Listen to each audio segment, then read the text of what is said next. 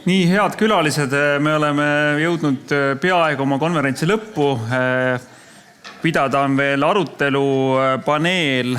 Mul oli üks võlg korraldajate ees ka, et kes ei ole täna pannud ennast kirja sinna ette, oma siis allkirja sinna oma nime taha, et me saaksime ilusti projekti abikõlbulikud kulud niimoodi abikõlbulikuks, et lõuna saab kõik ja kõik saab rahastatud, siis pange kindlasti ka täna kirja. Et siis nüüd on mu võlg korraldajate ees tasutud.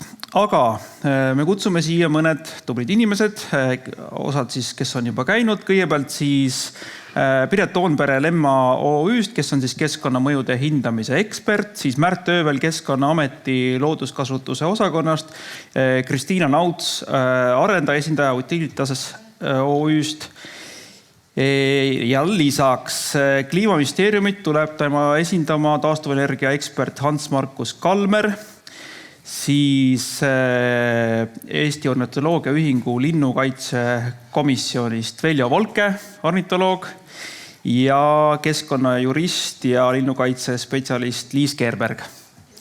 Nii, palun leidke oma kohad. Siin igaühel on mikrofon. Kõik mikrofonid peaksid töötama, et ei pea eraldi tööle panema. Ja armsad kuulajad ja vaatajad, te olete olnud 2 päeva väga tublid, küsimusi saatnud, et kui teil on nüüd midagi veel hingel, mõni hea küsimus või mõni teema, millest pole üldse räägitud, siis pange kindlasti, juba läks minu klaas maha, see on kõigest vesi. Siis pange kindlasti teele ja proovime need ära küsida, need küsimused. Ja kui teil on mõnele konkreetsele inimesele küsimus, siis pange sinna võib-olla nimi ette, siis on kohe lihtsam. Aga ma alustan nagu sellest sellisest tunnetusest, et olles ise siin varasemalt rääkinud inimestega ja nüüd olles seda 2 päeva seda konverentsi kuulanud ja küsimusi küsinud, siis mulle ikkagi tundub, et me oleme selles teemas veidi ummikus omadega, kõik osapooled.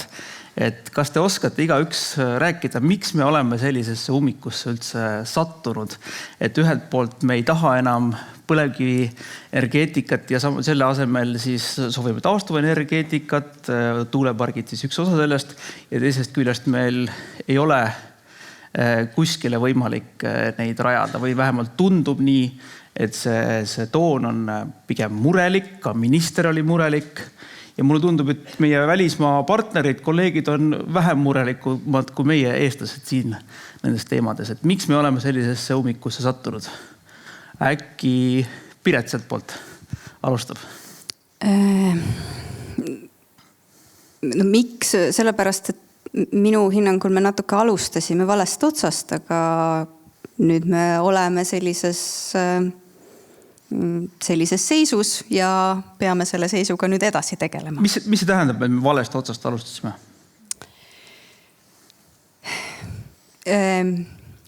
Me hakkasime selle teemaga väga hoogsalt niimoodi KOV-i tasandil jooksma, mitte väga hästi teades, kuhu me tahame välja jõuda või kuidas sinna saada. Aga me igal juhul hakkasime jooksma. Nii, Märt, kas sa oled nõus sellega, et me alustasime väga valesti? Jaa, ma olen osaliselt sellega nõus. Aga mina tooks välja sellise asja, et meil käib see asi suurte lainetena. Me suurusjärk 20 aastat tagasi, ma arvan, pidasime samasuguseid suuri arutelusid, käis kõva tuuleparkide planeerimine, mõju hindamine tollaste tarkuse järgi. Ja siis asi hääbus, mis iganes põhjusel kadus ära huvi neid tuuleparke arendada, tuuleparke planeerida, tehti need mõningad seired ja kõik toona saadud tarkus kadus ja nüüd suure hooga hakkasime jälle nullist pihta uut lainet tekitama. Minu jaoks see on see probleem, miks me võib-olla hetkel oleme natuke tupikus. Kristiina. Ja ma võtan siit, vastan siis ka kohe ära, et millest see laine siis tuleb. See laine tuleb elektri hinnast. Et siis, kui seda lainet ei olnud, elekter maksis või tuli seinast, ta tuleb alati seinast. Lihtsalt ta tuli odavamalt. Ühel hetkel teda tuli ikka seinast, me ei ole ju pimedaks jäänud, lihtsalt hind oli nii palju kõrgem. Siis tuli sõda, siis selgus, et see hind on ebanormaalselt kõrge ja see ei sõltu üldse meist endist ja sellest, mida meie siin riigis teeme. Ja siis läks see kiirendamised Euroopa Liidu tasandil Eestil ja edasi ja naaberriikidel igal pool läks ta nagu veel kiiremaks ja veel hoogsamaks. Ehkki jah, lätlased, leedukad ehitavad, meil on siis see tsitaat, et töö käib, ehitus seisab, mis võtab seda tegevust hästi kokku. Aga me oleme ummikus täna sellepärast, et me ei oska vastata küsimusele, miks meil seda vaja on. Me ei oska vastata, miks, ja siis me ei saa aru, kui palju. Ja kui me ei oska vastata küsimustele täna ühiskonnana, miks meil on seda vaja või miks või kelle jaoks me seda teeme, kas me teeme iseenda jaoks, riigi jaoks, selle jaoks, et me saaksime pensioneid maksta, et meil toimuks ettevõtlus, et riik oleks siis iseseisev energeetika vaatest või muud vaatest ja siis kui palju meil vaja on ja mida. Ja siis toimub see demokraatia. Hans Markus, kas see on põhjus, miks me oleme ummikus, et me ei oska vastata küsimusele, miks ja mis siis vastus on? No, võib-olla alustaksin nagu kaugemalt, et ma arvan, see üks põhjus, miks me oleme ummikusse jõudnud, on see, et neid osapooli on väga palju, kes selle kõigega on seotud ja puudutatud. Ja kui neid osapooli on palju, siis neid huvisid on palju ja selle ühise katuse alla toomine ja inimeste liikuma panek ongi olnud keeruline väljakutse. Teisalt siin Utilitasega saab jällegi nõustud, et see paratamatult, et elektri hind mängib omakorda jällegi mõju sellele, millise lainetega me taastuvenergia teemadega käsitleme ja kui palju me sellest räägime. Täna põhimõtteliselt olukorras, kus me näeme, et Lähis-Idas on olukorras jälle pingeline, kütushinnad rallivad ja viimane Suurbritannia kliimanõukogu uuring näitas seda, et põhimõtteliselt üks negatiivne pakkumisšokk fossiilkütustele tegelikult on oluliselt kallim või umbes sama kallis kui rohepöördele üleminek. Et paratamatult me jõuame selle teadmiseni, et võiks taastuvenergiaga tegeleda võib-olla alles siis, kui see probleem on kätte jõudnud. Teisalt mõeldes sellele, et Eestil ei ole väga palju variante, et ennast ise elektriga varustada. Maismaa tuulepargid on üks väga oluline pusletükk selles ja ma arvan, et täna see, kuhu me oleme jõudnud ministri välja öelduga, et 100–150 tuulikut võiksid olla need, mis viiksid meid edasi, võib-olla aitavad ka seda arutelu natukene paremini raamistada ja võttes arvesse ka veel seda, et ENMAK, mis peaks andma nii-öelda selgema suuna, kuhu me oma energeetikas tahame jõuda ja millist osa mängivad tuulepargid selle saavutamisel aitaksin seda vestlust ja arutelu suunata. Numbrite osas ma veel küsin hiljem, aga Veljo, miks me oleme ummikus? Vana asja ei ole mõtet torkida, aga eks korralik riigi, kas siis eriplaneering või riigiplaneering oleks olnud see, mis oleks viinud õigele rajale. Ja enne, kui see rapsimine algas, et nüüd ja kohe on vaja. Aga see on läinud. Praegu ilmselgelt enam selleks aega vajadust ei ole, kuigi osad arvavad teisiti, aga miks me praegu oleme, kui me vaatame rohelise poole pealt, siis Eesti ongi ka väljaspool kaitsealasid erinevaid loodusrikkusi täis. Kui me tahame vähem kahjustada, siis me peame süvenema. Selgelt 1-aastane uuring, mida praegu tehakse, ei ole piisav tegelikult, aga kõik osapooled, kaasa arvatud eksperdid, teevad endast parima, et võimalikult häid vastuseid anda selle 1 aasta jooksul. Lisandub muidugi kogukondade arvamus, mis tihti on negatiivne. Enamus, kes oleks nõus, vaikivad. Tõenäoliselt need, kellel ei meeldi, nende hääl kostab. Sellega ma ei hakka seda analüüsima, aga see on teine põhjus. Ja 3. põhjus on tõenäoliselt Keskkonnaameti üsna suur ülekoormus. Nad teevad parimat ja hästi head spetsialistid. Et kui nüüd on oht, et nende töökohad projekti lõppemisega satuvad ohtu, siis tõenäoliselt seda me ei tahaks. Pigem tuleks jõudu juurde anda. Ja ma ei ole pessimistlik, ma arvan, et see 120 tuleb ära või 150 nagu vaja on. Liis, sinuga esmane kommentaar, miks me oleme ummikus? No see asi on korraldatud kuidagi eksperimendi korras. Selles mõttes, et riikliku tasandi taastuvenergia eesmärgid on siis saadetud nii-öelda võistleva planeerimise põhimõttel omavalitsuste tasandile pusida. Ja nagu Märt Veli eilne ettekannega välja tõi, et seal need, kui me meie planeerimissüsteemi vaatame, et siis üleriigiline planeering ja maakonna tasandi planeering, et kus üldiselt selliseid nii-öelda teema küsimusi lahendatakse üleriigilisel tasandil, et taastuvenergia osas see puudub ja energiamajanduse arengukavas samamoodi ei ole nagu selliseid hinnatud mõjudega stsenaariume ja me oleme selles mõttes nagu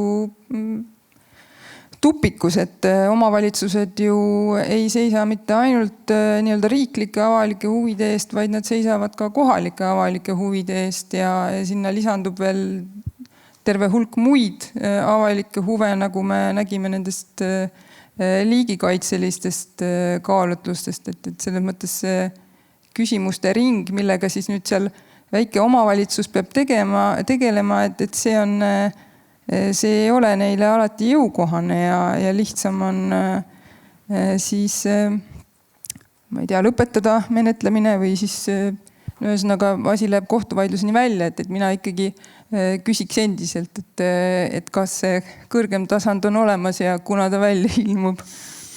Ma küsin selle numbrimaaga teemal, et see sai nüüd korduvalt välja öeldud, see 120-150 tuulikut ministri poolt ka. Samas Kristiina arvutas, et see ei ole reaalne nendest plaanide tõttu, mis meil tegelikult on taastuvenergia plaanideks ju on palju suuremad. Et kas see number on siis õige või see on mingisugune natuke häma? Ma arvan, see kommentaar on siis Kliimaministeeriumile mõeldud, kuigi Utilitas saab hiljem kommenteerida. Just. No laias laastus, me oleme täna olukorras, kus meil neid üksikuid planeeringuid on öelda näha, mis võiksid liikuda edasi. Teisalt me teame, et seal on jällegi looduse vaatest probleemid, olgu seal siis kotkad või toonekured. Et neid väga palju ei ole ja selles mõttes iga planeering, iga megavatt on olulise tähtsusega. Ja kui räägime siin 150 tuulikust, siis see võiks nendest planeeringutest, millel on lootust, et nad võiksid edasi liikuda, kui nad leiavad seal kokkuleppet ikkagi realiseeruda. Vähemalt meie näeme küll seda veidi optimistlikumalt kui mõned arendajad, et teadupärast on ju ka teisi arendajaid, kes on oma planeeringutega teistel seisukohtadel. Et võib-olla ka see on oluline ära märkida, et milline arendaja millist juttu räägib. Märt, millised arendajad siis eelistatakse lõpuks, et see number siis saada kokku? Kus see nimekiri mul siin on? Meie suhtes ei ole vahet. Meid huvitavad teoreetiliselt või ma arvaks, et riiki võiksid huvitada mitte konkreetse arendaja poolt toodavad kilovatid või megavatid, vaid megavatid, mis meil vaja on. Siin oli kommentaar ka vahepeal, et minister ütles 100-110, mitte 100-150. No tõesti, kui ütleme 100 või 150, see on päris suur vahe. Et kui see on jälle see numbrimaagia, et hakkavad numbrid vaikselt minema nagu kogu aeg kõrgemale, et mis see tegelikult on, Kristiin? Ja ma viitasin ENMAK-ile, teie enda koostatud arengukavale, kust ma sain tagasi arvutatult summa 200. Nii et mina ei tea, millest räägib minister, kui päris aus olla. Või millest te ise siis rääkisite Haljalas rahvale. Ma ei tea, kus need numbrid tuleb. Mina võtan slideshow ja tegin tagasi arvutuse lihtsalt. No ja lõpuks on ikkagi see, et poolele Aegna saarele neid tuulikuid niikuinii ei mahu, et kuidas me siis otsustame ära, et kuhu need tuleb panna, kui tõesti on praegu KOV-ides see ralli ja kõrgemalt poolt ei ole seda paika pandud. Et mismoodi see siis ideaalis peaks käima, et sellest ummikust hakata vaikselt lahti harutama, et kõik ei oleks omavahel tülis ja sõjas. Piret äkki saab kommenteerida? See on nüüd küll keskkonnamõju hindajale hea küsimus, eks ju, et minul on tavaliselt kõik need eraldi, ma pean tegelema selle projektiga, mis minu laual on. võib-olla ma siis olen pessimistlik, ma ka olen nagu üsna kaua teinud tööd ja ma eile rääkisin, et et üks on võib-olla jõudnud lahenduseni, et natukene frustreeriv on niimoodi tööd teha. Aga selle siis tulemus on, ma ütleks, et mina usun, et me jõuame selleni, kes ees see mees põhimõttel, nii nagu jõuti päikseparkidega, need, mis jõuavad, mingi hetk saab lihtsalt arendajatel huvi otsa, sest mingi maht siis lõpuks kuidagi tuleb täis. Need ei pruugi olla looduskeskkonna vaatest kõige paremad kohad, aga me lihtsalt siis need, mis siis on jõudnud sellega, et ta on põhimõtteliselt looduskeskkonna vaatest aksepteeritav mõju ja see kohalik kogukond ja kõik muud kitsendused on ka kuidagi tulnud välja. Ja siis lihtsalt me jõuame mingi koguseni, kust edasi ei ole enam huvi arendada ja siis ongi täis. Aga kuidas me selleni, et millal me selleni jõuame, võib veel aega minna. Märt? Ma olen mõnikord mõelnud, vaadates neid planeeringud, mis meile tulevad kooskõlastamisele, et mul ei ole küll mul ei isegi tagantjärgi nii palju tarkust öelda, kuidas seda peaks tegema. Aga mõte on küll mul olnud see, et kui ma näen eriplaneeringut, käsitleb kogu valda ja ongi näidatud 10 tuuleparki ühe valla peale, siis ma olen täitsa seda meelt, et kui mina elaks selles vallas, siis ma hakkaks ka põtkima vastu. Et tuleks leida, ma arvan, siiski kõige mõistlikumad või kõige perspektiivsemad asukohad ja nendele keskenduda või siis teha mingi pingerida või midagi taolist. Et kuidas seda teha, oskaks öelda, siis ütleks. Või teeks planeerimisfirma hakkaks planeerima. Kuidas arendaja sellele vaatab, et kas arendaja ära ei väsi, jõuate seda teha ja teine asi see, et just lõpuks avalik kuvand läheb arendajate vastu juba, et just selle ralli tõttu? Jaa, aga siis 2 asja. Et üks on siis taaskord, et miks või on siis meil mingi teine lahendus või mis on siis see viis, kuidas edasi minna riigina. Et meil on variant siis osta sisse elekter väljastpoolt teistest riikidest ja siis on küsimus, kas meile müüakse või mis hinnaga müüakse või siis, kui meil elekter ära läheb, kes on siis need Eestis töötavad elektriinsenerid, kes need juhtmed korda teeksid, kui neid siin ei ole, sest me ise ka elektrit ei tooda, et võib-olla see on nagu veel laiem küsimus. Ja arendaja vaatest on tegelikult lihtne küsimus on otsustamises. Et nii otsustamises kohaliku omavalitsuse vaates, otsustamises siis ekspertide vaatest. Ja ühel hetkel tegelikult, nagu Märt ütles, ma olen igati nõus nende omavalitsuste suhtes, kus joonistatakse kaardile 10 ja 10 arendusalasid, siis mina vaataksin ka siin esimeses järgus kohaliku omavalitsuse otsa, et mis on siis see nende pingerida nagu nende arenduste vaatest. Ja me oleme ühe omavalitsuse käes seda küsinud väga pikalt. Seda vastust ei ole senini olemas, sest nad ei tea. Aga seni ei tea ka kohalikud inimesed, kes selles omavalitsuses on, seni ei tea ka arendajad, kes selles kohalikus omavalitsuses arendavad ja neid ei ole seal 1, vaid neid on seal 5 või peaaegu kõik arendajad.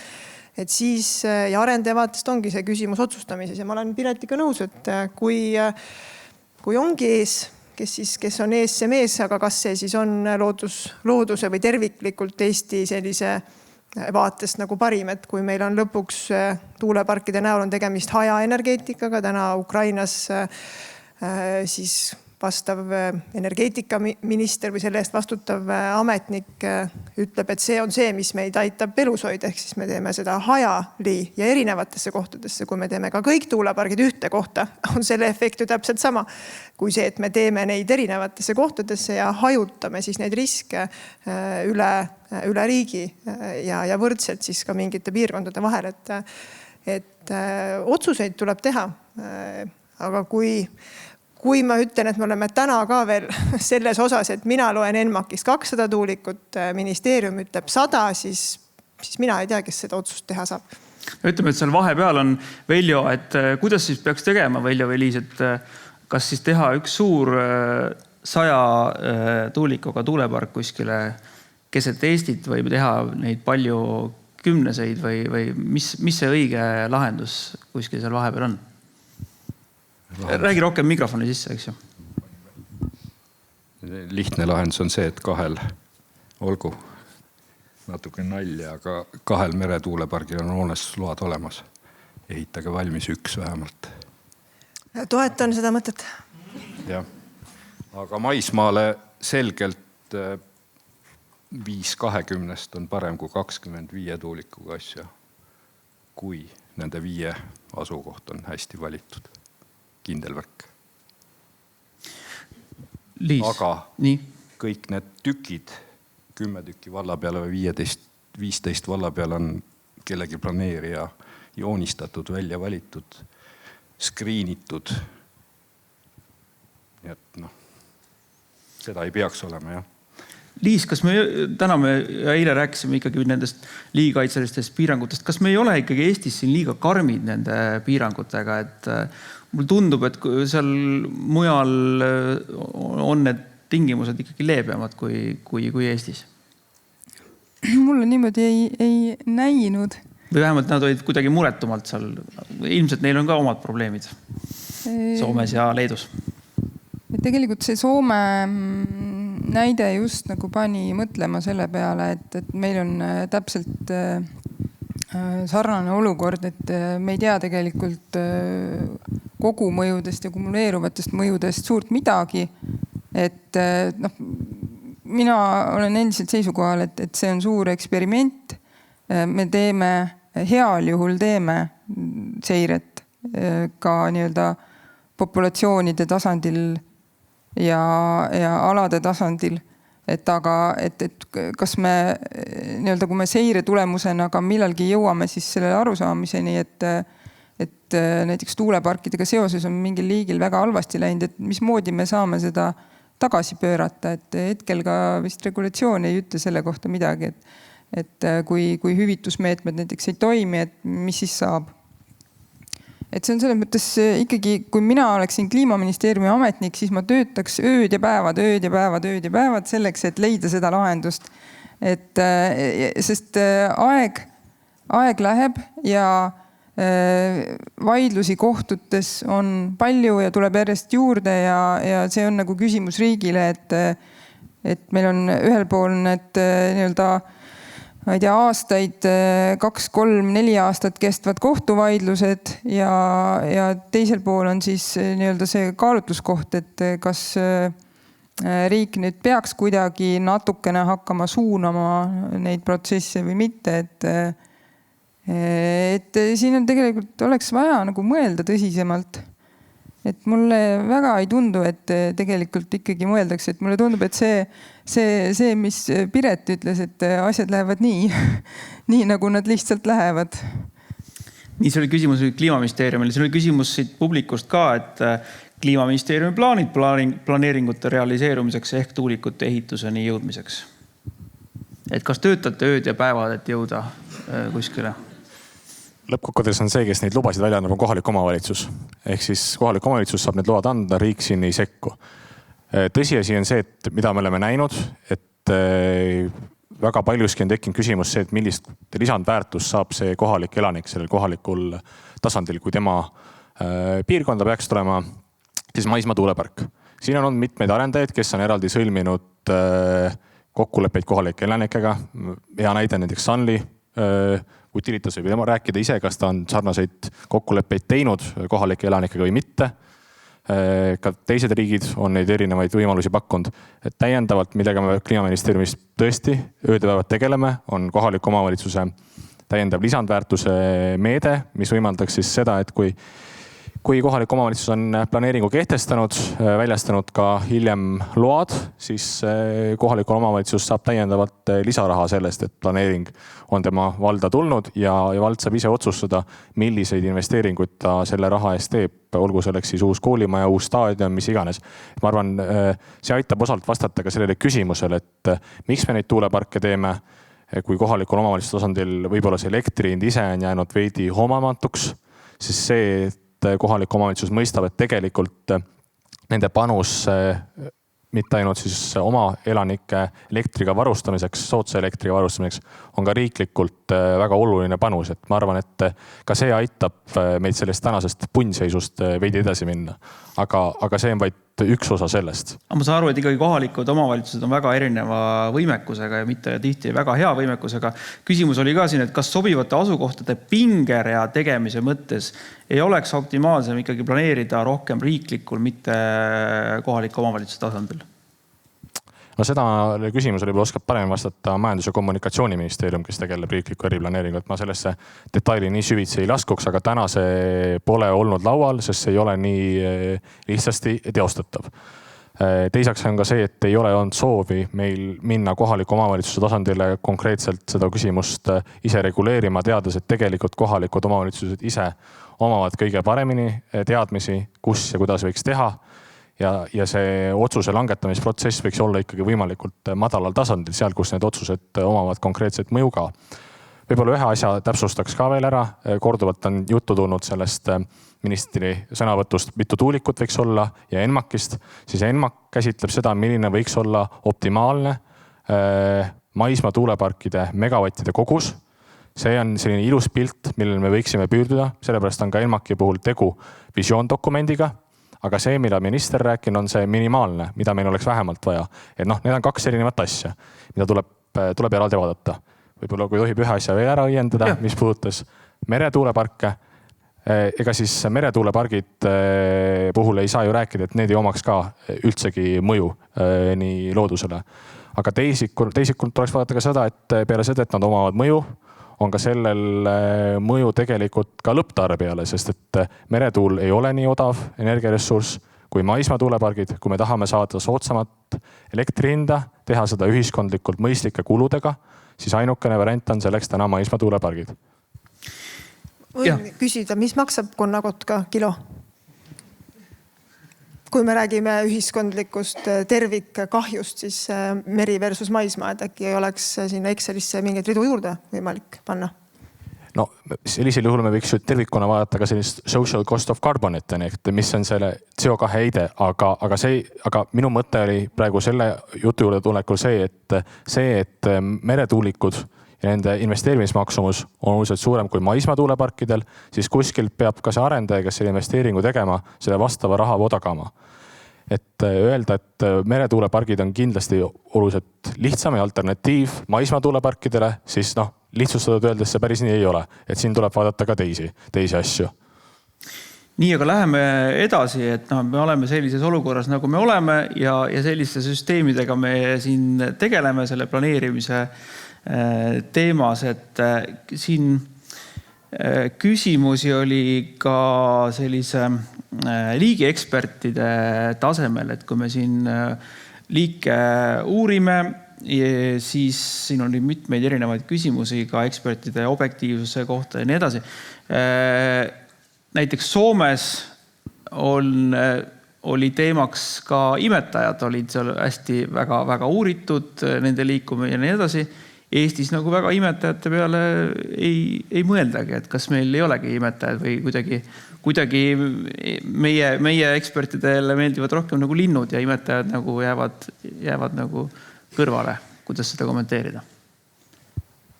Kes oskab?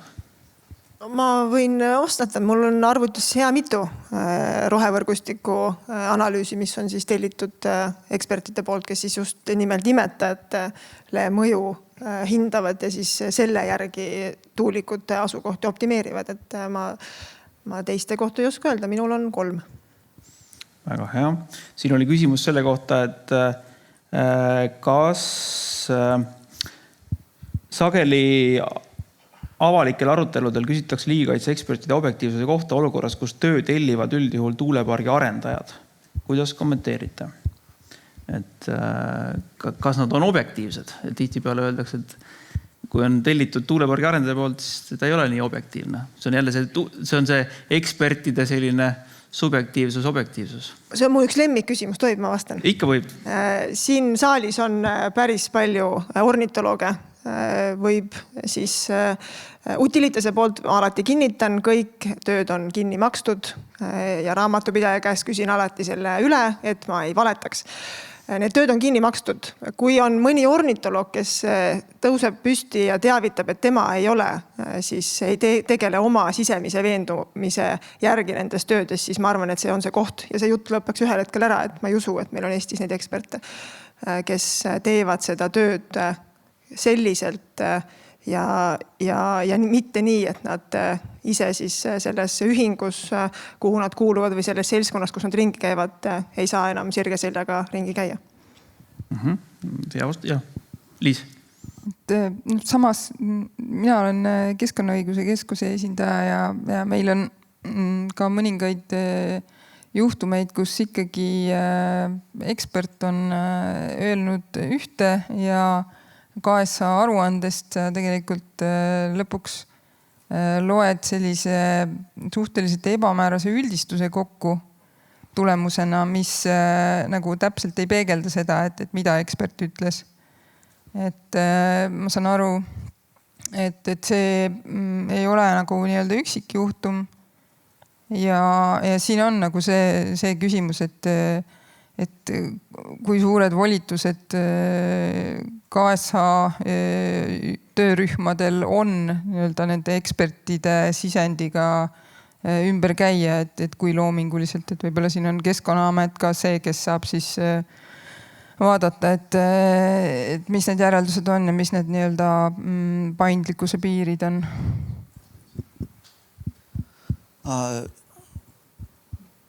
Meie seisukoht on see, et alati ei pea olema niimoodi, et KSH siis juhtekspert peab alati võtma arvesse nii-öelda siis mingi eriala eksperdi arvamust 100%. Et ta võib meie hinnangul ka sellest kõrvale kalduda, aga siis on küsimus nii-öelda tegelikult selle põhjendamises, et mis kaalutlustel juhtekspert leiab, et antud juhul, antud kontekstis on võimalik mingisugusele teisele järeldusele jõuda või mitte nõustuda eriala eksperti arvamusega. See on minu arvates juhteksperdi üks roll tegelikult ka panna erinevad eriala ekspertide hinnangud kokku üheks tervikuks. Ja teine küsimus teemal, et kas arendajate poolt tellitud tööd on usaldusväärsed või mitte meie arvates. Üks on see, et praegune mõjuhindamise süsteem ongi selline, et arendajatel ongi kohustatud tasuma nii mõjuhindamise kui mõjuhindamisega seotud uuringute eest. Piret, kuidas kommenteerid? Ja kõigepealt võib-olla seda Liisi kommentaari, et kui palju siis juhtekspert või ekspertgrupp võib siis mingitest alusuuringutest eemale üle minna, siis täpselt nii nagu Märt ütles, jah, teataval määral võib, aga see peab olema väga hästi põhjendatud. Palju lihtsam on tööd teha, kui lihtsalt minna sellega, mis kirjutati, aga tavaliselt on selleks mingisugune põhjus ja mingi argumentatsioon. Ja kes seda järelevalvab, ongi Keskkonnaamet, kes peab siis ütlema, kas see argumentatsioon on veenev, samamoodi siis kõik need avalikustamised, kõik muud osapooled, kas see on kõigi jaoks veenev. Nüüd, mis nendesse uuringute rahastamises, siis jah, see tuleb sellest saasta ja maksab põhimõttest, kes tahab midagi teha, see peab selle tasuma, kuskilt mujalt see raha ei tule selle eest. Miks see mulje ilmselt mingitest näiteks alusuuringutest kohati jääb, et äkki siis on kuidagi soosivam, on võib-olla see, et päris ausalt need uuringud, mis jõudsid järeldusele, et mingit lootust ei ole. Me nende osas ei vii läbi suuri avalikustamisi ja osapoolte arvamuse küsimusi, et on ikka kõik nõus, et see ala on punane. Et need jäävad sinna lauasahtlisse ja nendega edasi tegelikult keegi ei tööta. Neid on ka omajagu. Ja meie käest on ka küsitud, et palun selle eksperdi nime, kes selle ala punaseks joonistas. Ja siis ma saan anda täpselt selle sama eksperdi nime, kes selles samas planeeringus selle teise ala roheliseks joonistas. Et need ei ole erinevad eksperdid, nad on selle töö ise teinud. Et eks neid tuuleparke, mis on nii-öelda punasesse alasse planeeritud, neid on ka ikka omajagu ja sellepärast tekib see küsimus, et kui palju siis on vaja? kui palju on vaja, et suunatakse need sellistesse kõige tundlikumasse kohtadesse ja vaat, kui seal oleks see vastus nagu olemas, et tegelikult need on nii-öelda mingisugused sekundaarsed kohad, mida võib-olla juhul, kui suudetakse mõjusid kuidagi väga hästi leevendada, saaks kasutada. Aga et need punased alad võiksid ikkagi jääda üldjuhul ju punaseks. Nii, vaikus siin kohal. Siin on küsimus ka, kas meil on ka Euroopa avalik huvi, kas see on ülimuslik Eesti avaliku huvi ees? Et lõpuks, et meil on pandud Euroopast eesmärgid, aga lõpuks, kui meil tundub, et Eestis on ikkagi ülim avalik huvi on looduskaitse, siis kas me saame muuta oma eesmärke? No, eesmärkide seadmine on lõpuks siseriiklik küsimus valdavalt. Tõsiasi on see, et Euroopa Liidust tuleb ette ka eesmärgid, olgu selleks siis taastuvenergia direktiiv, mis valdavalt suunab taastuvenergia kasutusele 42,5 ja ambitsiooniga 45%. See on üks osa, aga teisalt ei saa unustada seda, mis me oleme üleliiduliselt kokku leppinud ja ka Eestis üle võtnud, on kliimaneutraalsuse eesmärk. Ja kui vaadata seda, kus see põhiprobleem selle küsimuse lahendamisel on energeetikas, siis jätkuvalt maismaa tuulepargid on see viis, kuidas me saaksime liikuda selle seatud eesmärgi juurde ja samaaegselt tagada ka enda energiajulgeoleku ja varustuskindluse. Tõsiasi on ka see, et taastuvenergia arendamine on olemuselt, miks ka Euroopa Liit on läinud seda suunda, et on kohaldamas siin ülekaalukat avaliku huvi, on see, et taastuvenergia mõju ei ole niivõrd massiivne, kui on näiteks mõnel teisel energiatootmisviisil. Ja sellest tulenevalt on ka oluline ka see, et teha siin teatuid mööndusi, mis on vajalik ka nende samade eesmärkide täitmiseks ja vajalik ka lõpuks kokkulepitud tasemete saavutamiseks. Ma küsin liigikaitse spetsialistide käest, et äkki ma täiendan eelmist küsimust. Et mind jubedalt ajab kurjaks eesmärkidest rääkimine mõnes mõttes. Et vaatame lihtsalt elektri hinda, seda loogikat, mida Salga üks analüütik viimati 2 päeva tagasi näitas. No ei ole midagi teha, on maismaatuul kõige odavam ja ta viib hinnad alla. Ja põlevkivimehed mitte ainult ei kraabi just, vaid lammutavad ukse taga juba. Tuumameeste lobi on võimsam kui metsandusel. Et ma küll pigem näeksin Eestimaal natukene tuulikuid kui see, et me kaevame. No siin oli aga räägime liikidest. Siin oli küsimus, kui me selle teemaga veel lõpetame, et kas eesmärk peab olema soodne elekter, see viib ju lumepallina suurema tarbimiseni jälle. Ma alustaks sellest, et meil ei ole täna Eestis üldse nii palju elektrit, kui meil vaja oleks. Me impordime 40% elektrist, mis meil ise enda riigi ülalpidamiseks tarvis on. Me rääkida soodsast, ma arvan, on natuke vale koht. Alustame sellest, et me toodaks nii palju, kui meil endal vaja on, olles riigina, kui on huvi olla iseseisev või energeetika sõltumatu. Ja siis on hinna küsimus.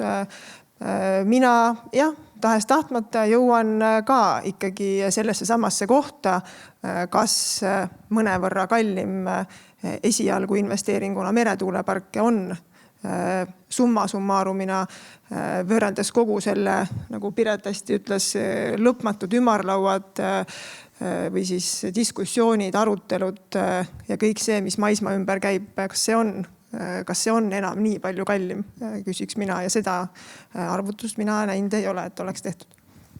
Siin on küsimus ka sulle, et kas tuuleparkide arendamine on arendajale praeguse näiteks möödunud aasta elektri hinna taustal majanduslikult kasumlik?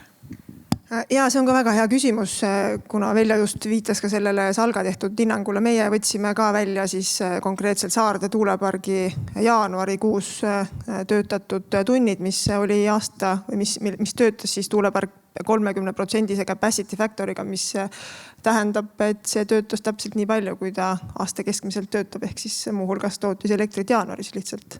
Neid parke oli maismaal natuke liiga vähe. See võrdlus meretuulepargiga tehti ka või arvutus on ka tehtud, mis see oleks tähendanud, kui meil jaanuaris oleks olnud merel ka üks tuulepark, et mis tulemused oleksid siis Eesti elektrihinnal olnud. Ma küsin veel, tahtsin siia lõppu lisada selle liigikaitsjatele, et mis siis võiks olla Eesti plaan B, kui ikkagi tuugeneid ei õnnestu nende piirkondlike vastasseisude või vaidluste tõttu soovitud mahus püstitada. Et mis teie arust võiks olla plaan B? Liis? Ma ennast päris liigikaitsjana ei tituleeri, aga see on üks oluline küsimus ja mina ikkagi vaataks nagu rohkem ministeeriumi tasandile, et leida seda üleriigilist lahendust. Hetkel tundub, et ei näe, et oleks mingisugust nii-öelda selgemat valguskiirt kusagil. Et see endine selline mass ja võistuplaneerimine jätkub ja et hea oleks, et kui midagi nagu siia protsessi tuleks, mingisuguseid selguse aimdusi kas või selles osas, et kui palju siis tegelikult praegu nii-öelda üleplaneeritud on ja millised need nii-öelda tõenäoliselt ikkagi ebasobivad asukohad on. Ja kuidagi oleks nagu vaja sellest konflikti olukorrast välja saada, et kui tõesti ühes omavalitsuses on mingisugune 10 arendusala ja inimesed ei tea, et mis keskkond see on, et kuhu nad ikkagi tulevikus elama jäävad, sest et põhimõtteliselt on ju iga planeering potentsiaalselt realiseeruv ja me peaksime neid tuuleparke, tuul on selline ilus looduslik nähtus, et võib-olla lihtsalt ei seostatagi neid enam nii-öelda tööstusobjektidega nii palju. Need on tööstusobjektid, käitised nii-öelda ja et kuidas ikkagi seda hajatööstust siis niimoodi planeerida, et see oleks nagu inimeste suhtes ka mõistlik. Et kuidagi peab sellest punnist nagu välja saama ja ma ei kujuta ette nagu, et kui planeeringud on kõik kohalikele omavalitsuste tasandid juba algatatud, meil on see õiguslik regulatsioon, et need peab lõpuni menetlema, kõigil on võimalus nii-öelda realiseeruda, kuidas me sellest välja saame. Et geniaalsed juristid üle Eesti tulge kokku, mõtleme midagi välja. Kristiina või Veljo, jah? Plaan B ei ole hea nimi, aga 2 asja on ju töös, mille kogumõju võib olla suurem kui 50 tuulikul on Eesti-Läti 4. ühendus, elektriühendus. Lätlased ja leedukad hakkavad tootma meile energiat ja on Estlink 3. Mõlemad lähevad merepõhja, aga Eesti-Läti 4. läheb suure Kesk-Eestist Lääne-Saaremaale. Ants-Markus ka kommenteerid plaan B osas? Plaan B osas küll mitte, aga ma arvan, et võib-olla tehes väike reklaami hiljuti Kliimaministeeriumi tellitud elektrianalüüsile, mille me õige pea avalikustame, täpsemalt siis järgmisel esmaspäeval. Et see analüüs, ma arvan, on küll tõsi alles esimene samm suurema pildi mõistmiseks, aga annab tegelikult väga hea aindu sellest, et mida me peaksime oma energeetikas mõtlema ja kui need ei ole tuulepargid, mis need alternatiivsed võimalused oleksid ja milliste erinevate nüanssidega me iga investeeringu puhul peaksime arvestama. Et natuke vara on täna sellest veel rääkida, aga esmaspäevast on see analüüs Kliimaministeeriumi leitav, nii et soovitan sinna uudistada minna ja täpsemalt vaadata, mida see analüüs siis näitab. Aga mõeldes nüüd selle peale, mis siin juttu tuli välisühendustest, siis tõsiasi on ka see, et tegelikult energiadefitsiidis on ka Läti ja tulevikus tõenäoliselt ka Soome, kus see tarbimine tõuseb tuntavalt ja siis nendest ühendustest ainuüksi jääb ka väheks, et seda tootmist tuleks Eestis suurendada, arvestades seda, et täna me oleme energiadefitsiidis ja teades ka, et kui mõelda teistele alternatiividele, mis oleksid maismaa tuuleparkidele, tuumaelekter, põlevkivijaamad, siis me teame mõlemat, et põlevkivielektrijaamadesse investeering täna ei ole mõistlik ja otstarbekas. Ja tuumajaama puhul seda investeeringut 10 aasta perspektiivis ei juhtu, et meil on vaja mõelda ka seda, mida me teeme siin selle 10+ aasta osas. Ja kui me jõuame isegi sinna aastasse 2035 ja saaksime mõelda tuumajaamale, no siis tuleb ka teisi nüansse kaaluda, et mis olukorras me siis oleme. Aga meil on tegelikult lahendust vaja täna ja täna ainus lahendus saabki olla maismaa tuulepargid, päike ja salvestus. Nii, me oleme ikkagi, me oleme samas kohas, kus alguses selles mõttes. Lähme oma liikidega ikkagi edasi. Nii, ma korra võib-olla täpsustaks ära, et mis mulle endale lihtsalt on meeldinud küsida aastate jooksul seda, et palju meil siis aega on. Et palju meil siis on aega. Et ma 2023 pidasin planeerimiskonverentsil ettekande siis selles tänaseni kehtivas seadusandluse vaates, et 2030 pidi olema Eestis siis 100% taastuv elektrit. Tuleta meelde, see on endiselt seaduses. Et see on seadus, mis peaks olema justkui täitmiseks, et see ei kanna tegelikult pealkirja ambitsioon analoogselt siis nagu liiklusseadus, mida võiks ka jälgida. Et palju siis on aega otsustada või siis mõelda või kaaluda, et kas see ei peaks olema mingisuguses klassikalises sellises nagu eraettevõtluses on siis mingisugused hinnangud aasta lõpus vaadatakse üle, mitu ehitusluba, mitu parki ehitasime, kuhu me jõudsime ja kõik see muu asi või ei ole. Siiamaani mina seda vastust saanud ei ole, küll on aastad läinud. Et kui palju meil siis on aega nende otsusteni jõudmiseks ja siis võib rääkida nendest erinevatest erakonnanimedest A, B või C, kes millise plaaniga välja tuleb. Et kui me ei tea, kuidas me selleni jõuame ja me ministeeriumi poolt indikeerime ainult seda, kuidas tulevad, siis ma juhin tähelepanu, ehitada saab projekti, millel on ehitusload. Ehitada ei saa seda projekti, millel ei ole ehituslubasid. Ja siis tuleb vaadata, millel siis on Eestis ehitusload, mida ehitada saab. Ja äkki see ei olegi siis maismaa tuulepark. Ja Hans-Markus, me hetkel ju mitte midagi ei ehita tegelikult. Mitte midagi ei ehita, kinnitan, mitte midagi Teeme tööd, aga ei ehita. No, otsuste jõudmiseni võtabki aega, aga nagu sa näed, siis meil 1:15 on veel pannud. 1 minutit on aega, ma tean, ma näen. Katsume siis võib-olla selle aja jooksul otsusteni jõuda. Aga ma arvan, et see küsimus ongi selles, et iga otsuseni jõudmine vajab väga tugevat eeltööd, selle eeltööga tegeleme. Tõsi, asjad on võtnud kaua aega, aga see ei tähenda seda, et siis tuleks mingistest protsessidest siis loobuda, olgu selleks siis kohaliku omavalitsuse tasandil maismaa tuuleparkide vajalikkuse selgitamine, vajalike keskkonnamõjude hindamised ja uuringute teostamine. Aga see kõik võtab aega ja sellega tuleb arvestada. See on paratamatult ka selle demokraatliku riigi üks nõrkematest külgedest, kus konsensuse jõudmine ja ehitamine võtab aega, aga lõpuks, kui seda konsensuseni jõudmiseni jõutakse ja kokkuleppele jõutakse, siis see kokkuleppe on tugev. Et seda näeme samas nii Euroopa Liidu tasandil, seda näeme ka kohaliku omavalitsuse tasandil. See kõik võtab aega, aga selle nimel tulebki siis pingutada. Nii, lähme edasi. Kuna meie konverentsi pealkiri on maismaa tuuleparkide ja elustiku vastastikused mõjud. Märt Öövel Keskkonnaameti vaatest, kas meil on need ohustatumate liikide sellised kaitsetsoonid ja kaitsepiirid, need on paigas kõik. See, millest me kõik siin rääkisime, me oleme kokku leppinud, et teatud liikide puhul on selline kaitse peab olema ja meil on nagu mingi kindel vaade selles. Või on seal ikkagi palju vaieldavat? Sõltub, kes vaatab. No Keskkonnaameti vaatest.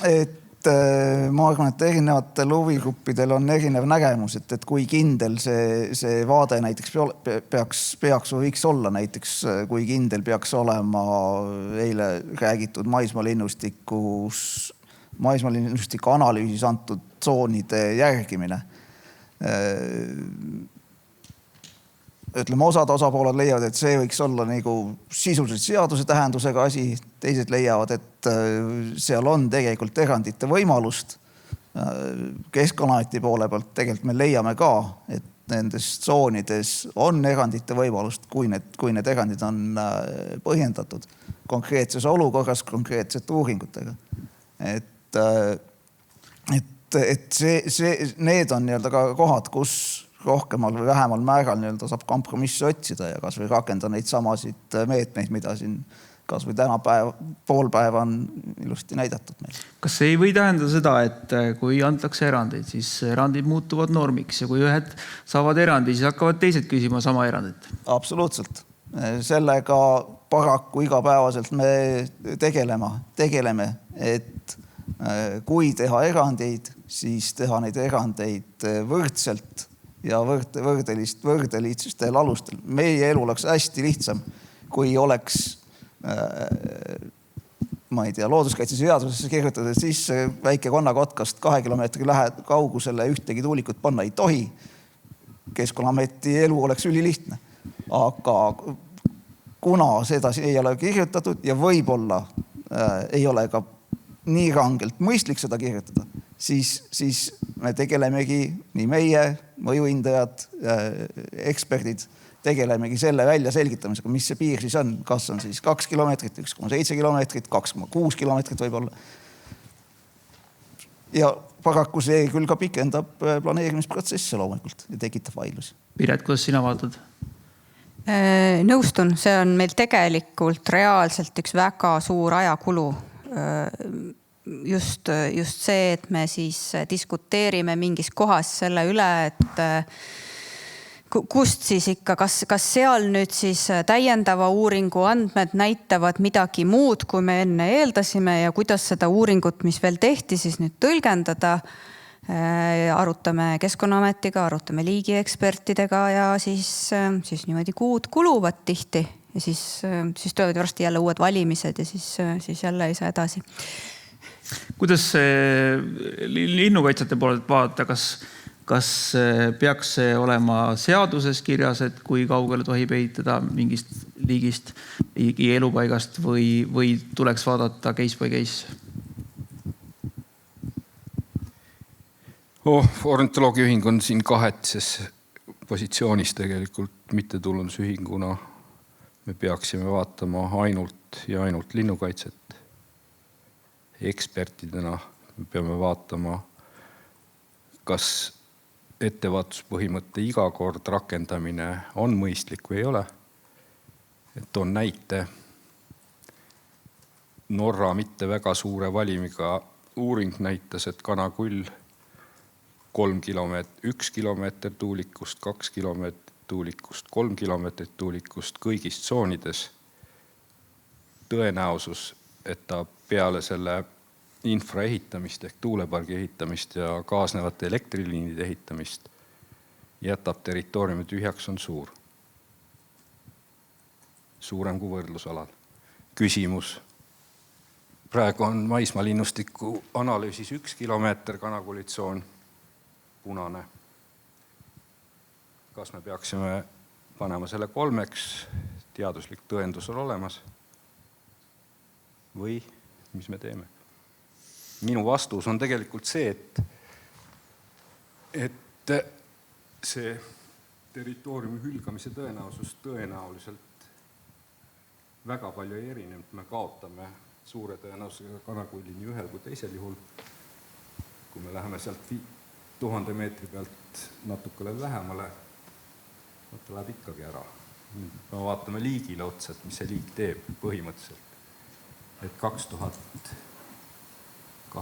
alguses, kui raie mahtaks esimest korda Eestis üle 10 miljoni tihumeetri aastas, kanakullil oli 50% hästi kiire langus asurkonnas. Toiduobjektid vahetusid, nad hakkasid rohkem asulates käima ja hakkasid teistsugust saaki püüdma.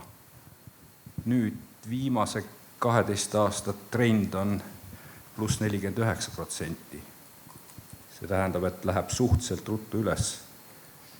Nüüd populatsiooni modelleerijatele on küsimus, et kui mitu kanakulli aastas me võime kaotada või mitme territooriumi ümberpaigutumine kuskile mujale on oluline mõju, mis ei ole.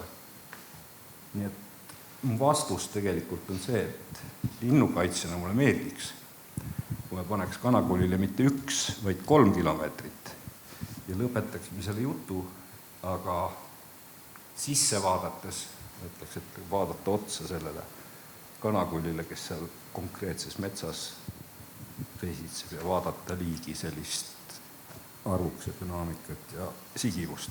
Liis, kuidas sina vaatad, et kas võiks lihtsustamise huvides panna ühe konkreetse numbri seadusesse, kõik teeksid ühtemoodi või ikkagi peaks jätkuma niimoodi, et case by case? No lihtsustamise huvides seda peaks ilmselt nagu kaaluma koos liigiekspertidega ja et kas see selline asi oleks nagu mõistlik. Ja praegu arvestades ka seda, et need protsessid on ju käimas juba, planeerimisprotsessid, aga et igal juhul tuleb riigi poolt tagada liikide soodne seisund. Ja selles kontekstis nagu siin Margit Ennokene ja Triin Nüümann ka selgitasid, et on vaja vaadata sellest konkreetsest alast kaugemale ja vaadata, et mis selle liigiga toimub. Et just nimelt see populatsiooni seisundi modelleerimine ja mitte ainult nagu tuulikute vaatest, vaid ka kõik muud inimtegevused ju nagu liituvad sinna juurde. Et see kogumõjude hindamine on asi, mida me keskkonnaühendustena oleme juba mitu aastat ikka kogu aeg küsinud, et kas oleks võimalik kusagil üleriigilisel tasandil ära hinnata ja siis need nii-öelda kõige sobivamad asukohad ikkagi leida. Sest et praegu planeerimisprotsessis toimub kõik võimalike asukohtade hindamine ja kaardistamine ja nii-öelda ma ei tea, mida sealt nõelasilmast nagu püütakse mõnikord läbi ajada, et seal on nagu suur vahe, et kas me tahame leida kõige sobivamaid asukohti või me üritame nii-öelda teha kindlaks ja kehtestada nagu kõik võimalikud asukohad, et siin ka liikide osas on siin nagu suur vahe. Ja planeeringu lihtsustamise mõttes, Hans Markus, et kas meil tegelikult riigi energiapoliitika eesmärkide nimel võiksime ka mõnest liigist või vähemalt protsendina mõnest liigist nagu loobuda? No energeetika osakonna ametnikuna ma siin seda vastust ei ütle, et millisest liigist me peaksime loobuma või mitte, et ma jätaks selle ikkagi teiste ekspertide juurde, et ma sinna ei lasku. Aga ma arvan, et see, mis ka Veljo välja tõi, jälgida seda liigi dünaamikat tervikuna, ma arvan väga oluline, et täna siin oli ka ettekanne, kus rääkisime väikse konnakotka arvukuse tõusust. Et ma arvan, et see oluline ongi, tuleb vaadata seda pilti tervikuna, kuidas sellel liigil läheb ja siin saan Veljo mõttega nõustuda, et tulebki vaadata, kas see konkreetsel liigile, mis see mõju oleks siis, kui see tuulepark sinna tuleks ja kuidas see arvukust mõjub. Ehk see on modelleerimise küsimus jällegi. Ma pakun ühe liigi välja, kellele võiks seadusega sätestada konkreetsed kaugused ja see muudaks planeerimisprotsessi oluliselt lihtsamaks. Ma tean, et siin on publikumis mitu planeerijat ja Piret kindlasti kirjutaks sellele alla. See liik on homo sapiens. Ladina keeles, siis eesti keeles on ta inimene, et määraks inimesele distantsid seadusega eluhoonetest kaugus ja meil lõppeks ära see diskussioon, keda tapab infraheli täna, homme või ülehomme ja mis on varjutuse piirid, et me teeks seda protsessi ja lõpuks tuulikuid on inimestele vaja ja see on ühiskondlik kokkulepe, mis on see kaugus ja juhin tähelepanu 2 kilomeetrit Eesti maismaal inimesest tuuleparkidel asukohti ei ole. No seda ma usun, et siin konverentsil võib-olla see läheks läbi, aga kui me lähme kuskile kohalikku kogukonda, siis kõik tõuseks tagajalgadel. Piret, kuidas sina vaatad sellele? Jah, ma küll ma selles mõttes pooldan ja ma olen ka nõus, et nad tõusevad tagajalgadele, välja arvatud siin publiku ees. Aga ma muidu nõustun sellega, et ega see, et me ka igas omavalitsuses diskuteerime lisaks siis liigikaitselistele küsimustele, millega me ka iga kord diskuteerime, me diskuteerime ka selle üle, et kui kaugel inimesest peaks olema iga kord ikka uuesti ja jõuame erinevatele tulemustele erinevates omavalitsustes ja see on ka omaette teema. Et jah, ma tegelikult ei arva, et Mulgi inimesed on suurema tundlikkusega kui siis Lüganuse inimesed. Et ma arvan, et nende tundlikkus tuulikute suhtes on täpselt sama. Liikide vaates oli näiteks ka küsimus, et räägitakse, et mõni kotkas ei peaks esimeses kaitsekategoorias olema ja lähitulevikus see võibki muutuda. Kas ei peaks selle peale praegu mõtlema? Et näiteks, ma ei tea, merikotkas, et võib-olla ta ei olegi esimese kaitsekategooria lind. Merikotka kohta seda mõtet pole laekunud. Mõtet räägitakse pigem väike konnakotka kohta, et praegu tegelikult meil käib liikide ohustatuse ülehindamine, et selle käigus vaadatakse mitte ainult kotkaid, kes segavad tuuleparke, vaid kõiki liike, millist kaitsekategooriat nad vajavad või väärivad. Et see protsess on käimas, aga ma ei julge hetkel küll öelda, kuhu suunas mingisuguse liigi hinnang nihkub või nihku. Liis? Mina tuleks ikkagi tagasi inimese juurde. Selles mõttes, et meil on energiat vaja ja et kui nüüd taastuvenergia direktiivi lugeda, et siis seal on nii-öelda eelistatud tuulearendusaladena ju määratlenud need nii-öelda tehislikud alad, degradeerunud alad, tööstusmaastikud. Ja see on kehtivas üleriigilises planeeringus on selline nii-öelda soovituslik suund määratletud ja et kui me nagu siin jõuame oma mõttetegevuses sinnamaani, et peaks ikkagi juba ka kaitsealuste kotkaliikide seda kaitsestaatust hakkama muutma, et siis mulle tundub, et mingisugune osa mõttetööst on nagu tegemata. Et just nimelt see, et kuhu ikkagi nii-öelda selle inimese puhul nende häiringute osas see piir tõmmata. Et mina näiteks tartlasena oleksin nõus, kui Tartu külje all oleks mingis tööstuspargis ka tuulikuala ja selles mõttes see foon linnas, nii mürafoon kui visuaalse mürafoon, visuaalse nii-öelda seda ei saa võib-olla reostuseks nimetada, aga linnas ja linna ümbruses või ka tööstusalade ümbruses inimesed eeldavad seda, et seal on nii-öelda mingisugune müra, seal on mingisugune nii-öelda visuaalne häiring nii kui nii ja et kui me nagu viime selle hajaasustusse looduskeskkonda, kus ei ole kunagi olnud nagu selliseid objekte, siis on nagu väga palju suurema mõjuga.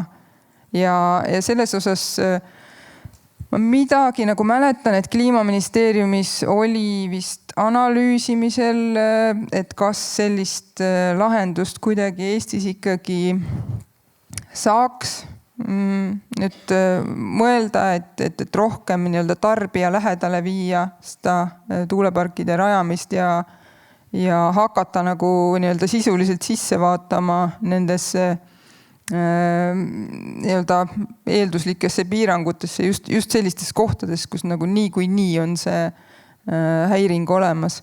Ants Markus, kommentaari. Iseenesest idee väga hea ja jumet on, kui me saaksime selle tuulepargi panna kohe tööstusettevõtte kõrvale. Paratamatult päris elu tuleb siin vastu ja ei ole siis niisama lihtne, et paljud tööstusettevõtted, kes on mõelnud selle peale, et tahaksid saata toota ise taastuvat energiat ja kasutada seda, on paigaldanud just päikseparke ja salvestust, sest see on ainukene lahendus sellisel piirangul olnud, et ma arvan, Kristiina võib siin täpsemalt rääkida, kas on mingisuguseid või miks näiteks Utilitas ei ole kaalunud või millised on piirangud olnud näiteks mõnele tööstusettevõttele pakkumaks siis kohe otseliiniga või siis pikaajalise lepinguna kohe tööstuspargi kõrvale tuulepargi rajamist, aga see päris elu paratamatult seab omakorda jällegi seal piirangud. mis puudutab nüüd tööstusalade ja inimese poolt rikutud alade kasutuselevõttu, siis ka siin Eesti võrreldes näiteks Saksamaa või muude Lääne-Euroopa riikidega on mõnes mõttes kehvemas olukorras. Et paratamatult meie idanaaber seab piirangud meile Ida-Virumaale, kus on olemas kaevandusalasid, kuhu saaks paigutada taastuvenergiajaamade rajamiseks tuulikuid ja päikseparke, aga kõrguspiirangud panevad seal lae ette. Et see paratamatult on see miinuskoht. Tõsiasi on see, et me saaksime vaadata seda, kas on võimalik näiteks maanteede äärde siis päikseparke või tuuleparke rohkem rajada. Et see on võib-olla üks koht, aga me ei pääse üle ega ümber sellest, et neid tuuleparke on kuhugi mujale vaja veel täiendavalt lisada, sest et see Eesti potentsiaal on lihtsalt väga piiratud ja ahas. Täna räägite ka hüvitusmeetmetest, et kui siin selline vältimine ja leevendamine ei lähe läbi, siis Piret, kuidas sina vaatad endale hüvitusmeetmetele, et hüvitada mingisuguse liigikahju kuskil mujal? Peale tänast ettekannet tundub mulle see võimatu. Aga jõuda selleni, kuna see tundub ülimalt keeruline ja sellest tulenevalt on seal väga palju küsitavusi, et kuidas selleni päriselt jõuda. Lisaküsimus on loomulikult, kas üldse peab jõudma, et äkki ikka saab muud moodi ka. Just. Keegi veel hüvitamise kohta kommentaari? Ma küsin Kristiina käest, et kas teie vaatest tundub see reaalne ja mõistlik asi, mida teie tahaksite teha? Ei, ma ei tahaks hüvitada. On aus vastus, et ma tahaks hakkama saada ilma selle, et peaks midagi hüvitama hakkama.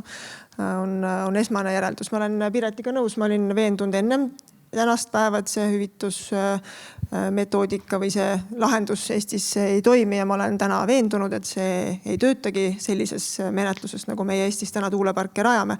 Võib-olla see, millest Liis räägib ja see sama üle-eestiline mingite top 10 ja siis on, kui meil on veel 2 parki vaja, siis tuleb leida see mingi hüvituslahendus. Aga selliselt, nagu täna Eestis kavandatakse tuuleparke, ei ole seda võimalik teha.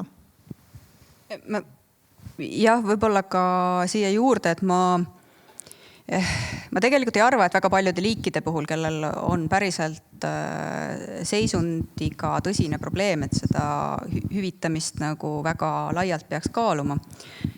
Küll aga tegelikult see regulatsioon, mis tuuleparkidele sai hüvitamise kohta nii-öelda kokku kirjutatud, see kohati takistab meil ka mingeid mõistlik, kui me tegelikult siis välisettekandetest kuulsime päris palju seda netopositiivsuse põhimõtet, mida mujal maailmas on ka tuuleparkide alal hakatud üsna palju rääkima, et me eeldame, et ikkagi mingi negatiivne mõju on ja seda siis nii-öelda selle sama ala sees või seal samas lähedal nii-öelda tegelikult ka siis kompenseeritakse siis mingite rikastavate meetmetega, siis selle sama regulatsiooni valguses sellist asja serveerida on väga keeruline, sest sõna hüvitamine põhimõtteliselt tohiksid nagu kuidagi kasutada, siis sa pead ühest küljest leidma, et mõju ei ole ja see on nüüd niisugune rikastav tegevus,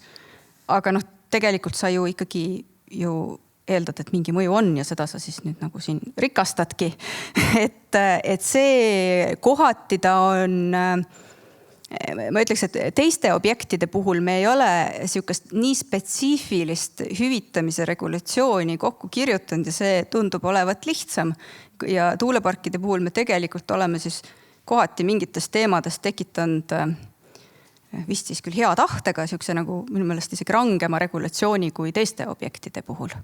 Et seal me nagu igaks juhuks peame täiesti vältima igasugust sellist kompenseerimise mõistet. Kinnitan täiesti seda, ma olen õigekeelsus sõnaraamatus proovinud ühe projekti jaoks otsida alternatiivset sõna, et mitte siis kasutada seda, mis seadus räägib hüvitise või kompenseerimisena. See ei olnud lihtne, kui mitte võimatu, et see on tegelikult ka päriselt tänu sellele regulatsioonile küsimus. Atuke vaidliks vastu on olemas selline sõna ka korvamine. Aga selles suhtes ma ikkagi oleks seda meelt, et siin ongi väga selgelt peab tegema vahet, kas me hüvitame nii-öelda seda olulist keskkonnamõju, mida me võime teha siis tõesti väga erandjuhtudel väga põhjendatud olukordades, kui meil ongi leitud parim tuulepargi asukoht, välja arvatud üks aspekt. Ja siis me hakkame vaatama, kas üks aspekt on nüüd oluline või mitte, on ta hüvitatav või mitte. Ja teine asi on siis nii-öelda selle mitte olulise mõju,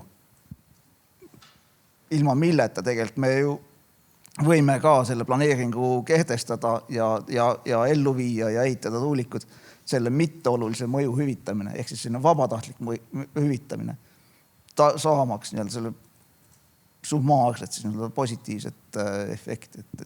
Need on minu vaatevinklist täiesti erinevad asjad.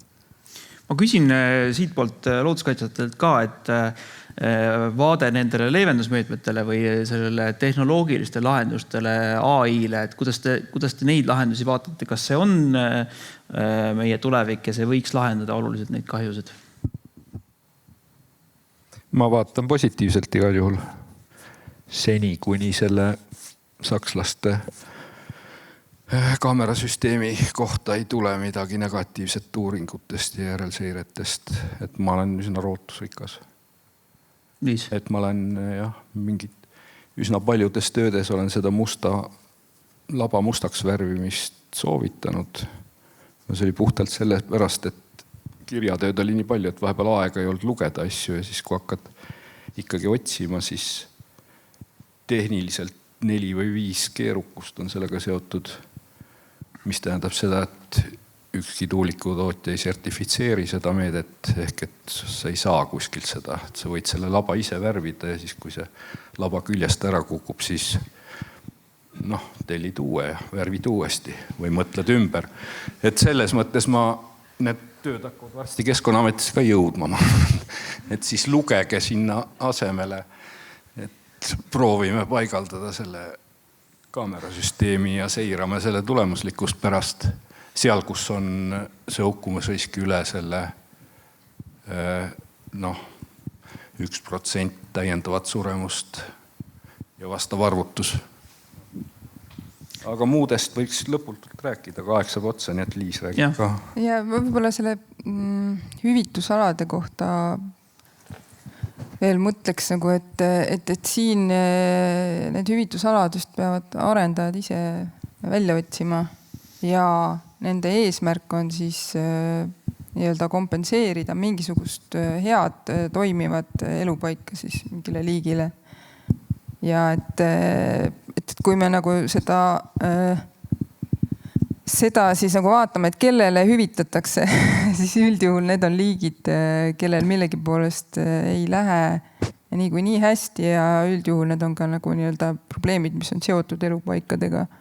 Et selles mõttes tuleks olla hästi ettevaatlik selle hüvitamisega üldse ja et enne kui lubada mingisugust hüvitamist, et enne seda peaks olema üle-eestiliselt ja tõesti populatsiooni tasandil analüüsitud seda, et kas sellel hüvitamisel võib olla mingisugust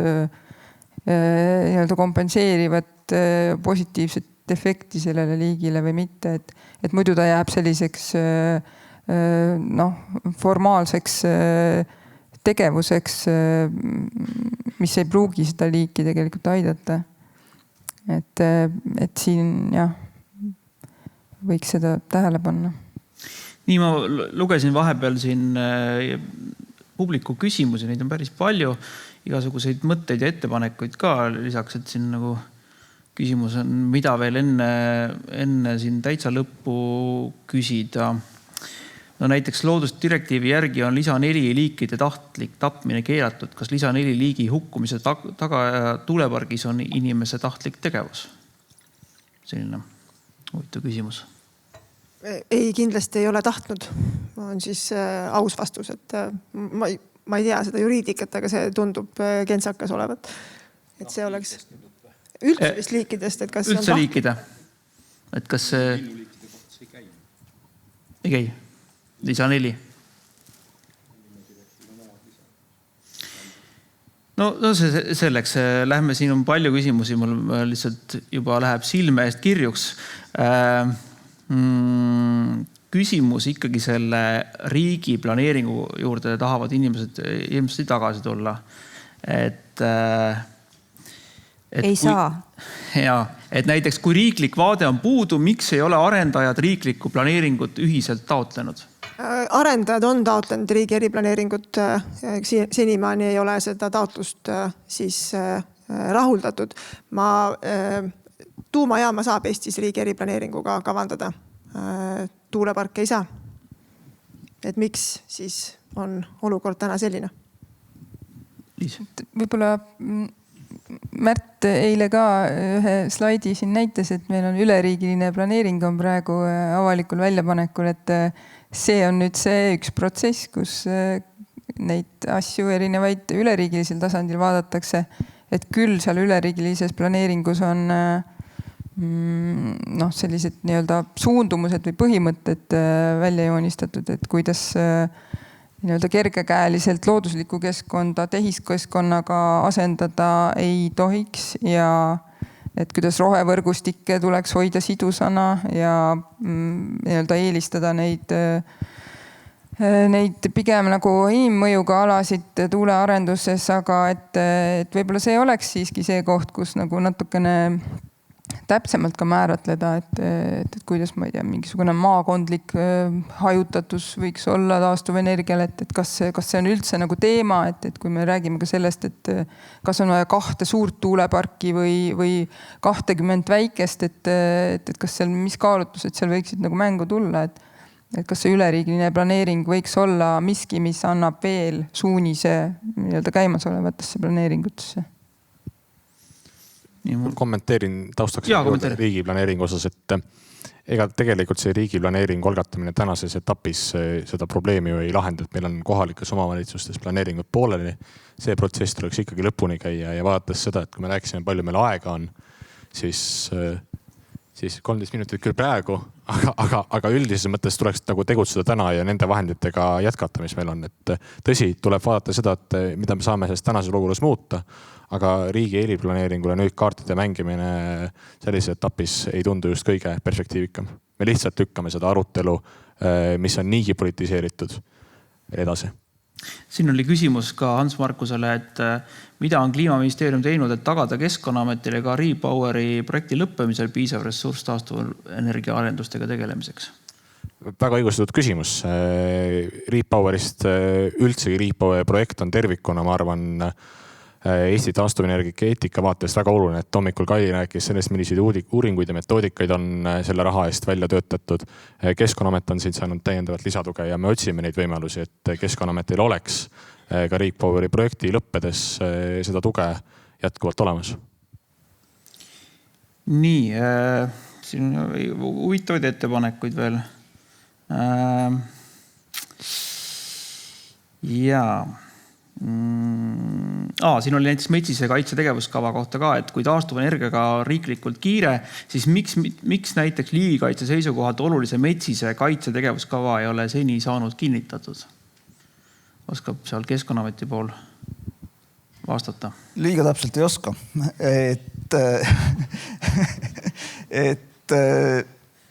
Eks seal nii palju, kui mina tean, ma ei tegele metsise kaitse tegevuskavaga igapäevaselt. On küsimus lihtsalt selles, et kui palju ja kuidas metsise kaitse ja metsamajandamine omavahel kokku sobivad. Ja lihtsalt sel teemal on vaja ilmselt arutelusid, analüüse rohkem teha, kui on omal ajal eeldatud. Ja väga tegelikult ootame ka tuuleparkide mõttes, kuna selles metsise kaitse tegevuskavas on tuuleparkide planeerimisega seotud ka asju kirjas.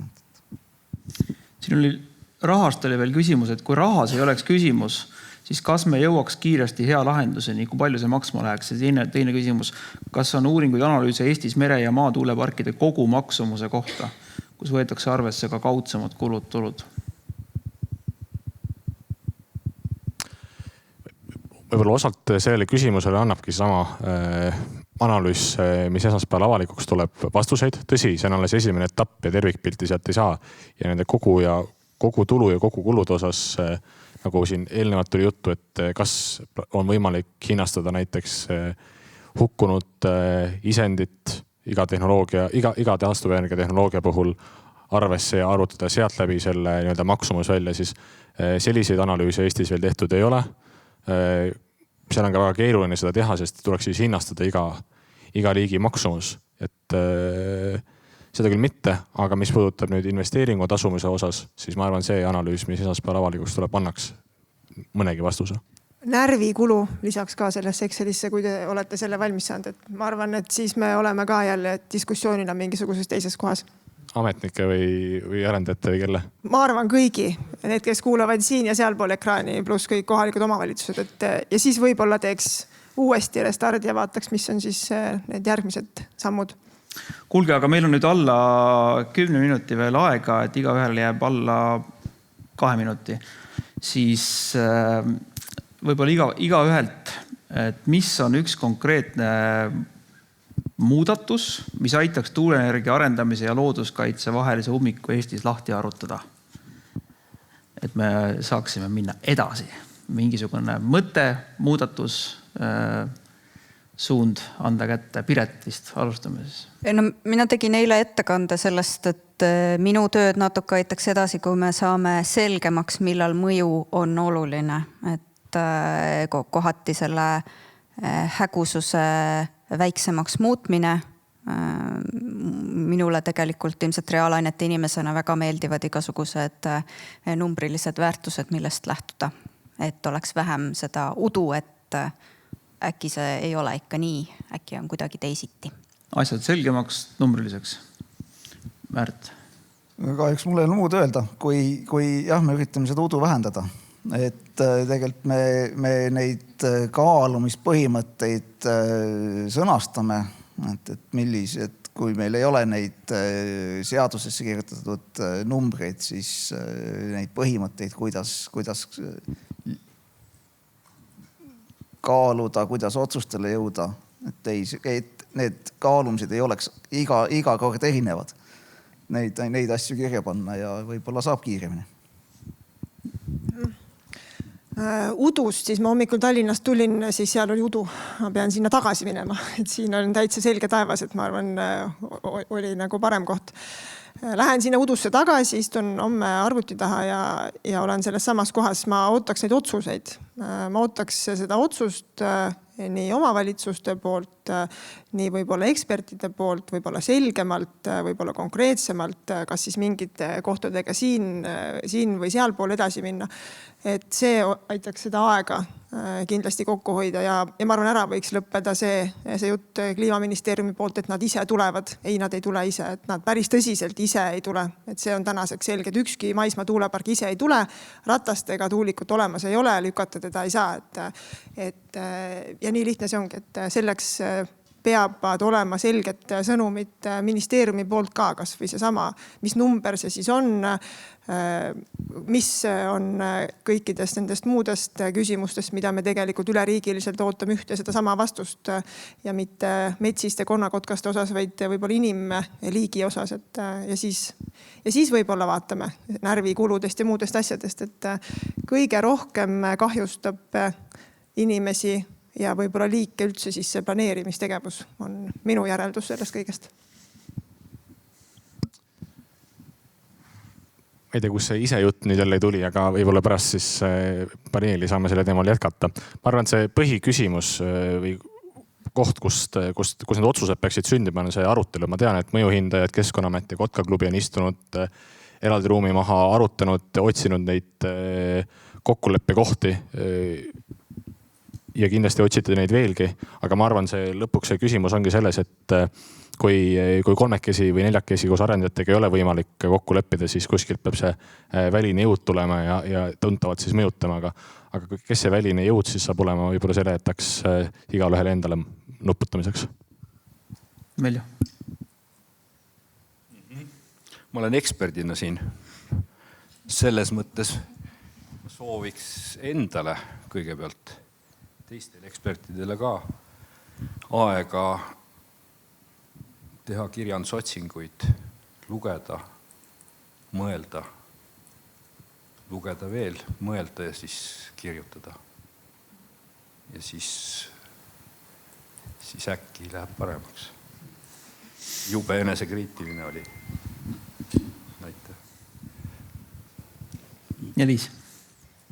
Mina sooviks näha mass- ja võistu planeerimise asemel selgeid vajaduspõhiseid otsuseid just nimelt nagu siseriikliku energiajulgeoleku tagamiseks, et mis need vajaduste piirid on ja ikkagi seda selgust muuhulgas numbrites. Tundub, et kõigil on vaja seda selgust siin, et ma loodan, et me natuke vähemalt saime selgemaks, vähemalt ma kuulsin ka siin ekspertide vaatest, et siin kõlas selle 2 päeva jooksul natuke konkreetsemaid numbreid mitmes vallas, mitte ainult tuulikute arvu vallas, vaid ka muude numbrite vallas, et selles mõttes ma usun, et päris käsirusikas siin keegi enam ei istu, et asi läheb edasi, et me päris ummikus ikkagi loodetavasti pärast tänast enam ei ole.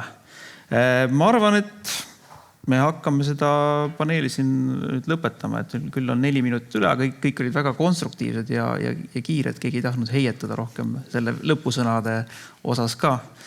Ja päevad on olnud pikad, nii et ma arvan, et teeme kõigepealt meie panelistidele suure aplausi. Aitäh, et te tulite siia ja kaasa mõtlesite, et nüüd on tõesti kõigil vaja oma tööd edasi teha, ega siis selle konverentsiga siis töö ei lõpe, vaid töö alles ju algab kodudes. Et me teeme kõigile esinejatele suure aplausi, teeme kõigile korraldajatele suure aplausi ja tehke ise endale ka suur aplaus. Aitäh!